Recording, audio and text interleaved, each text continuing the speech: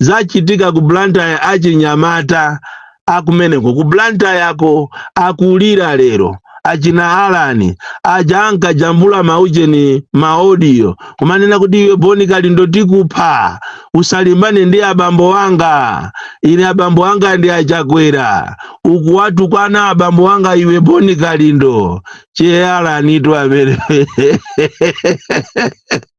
lero mukulirira ndalama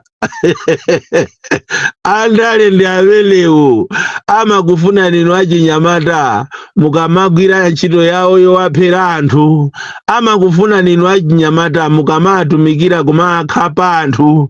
Lero ndi awatu akutenga ndalama kumapereka kwa anthu amene munkalimbana nawo kale, kupereka 50 miliyoni ku Ndilande, kupereka 100 miliyoni ku Bangwe, anthu okuti MCP akunjoya. Inuyo che Alani ndi gulu lanu mukulira ndi apa mukumfunafuna Brian Banda kuti akupangeni interview. Ndiye ndi ine tuja mmalimbana nane kuti mundipha uja koma ndili wa moyo. Amene yoyo ndi chalakwe.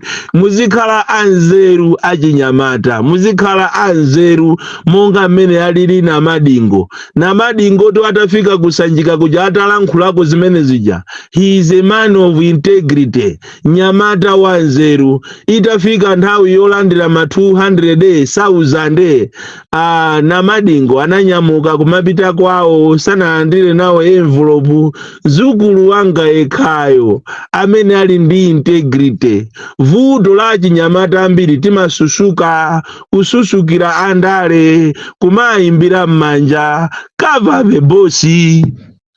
Lero tundizi maziona akung'ambani double kiki achinyamata Southern Region ya MCP.